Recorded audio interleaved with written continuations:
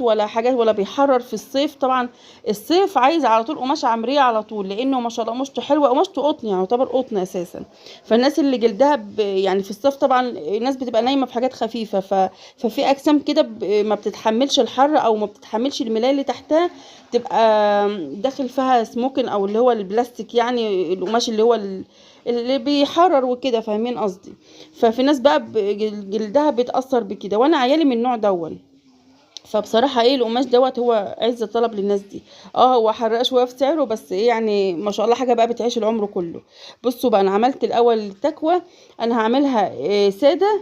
هو الطقم منقوش ومدخله بقى فيه كرانيش من الساده. وطبعا اللونين ما شاء الله لايقين على بعض جدا. انا نقيت يعتبر اخف لون في القماش المنقوش، وجبته ساده اللي هو اللون الزيتي دون. انا بحب اصلا لون الزيتي عامه يعني. فما شاء الله طلع قوي مع اللون المنقوش دون. فالطقم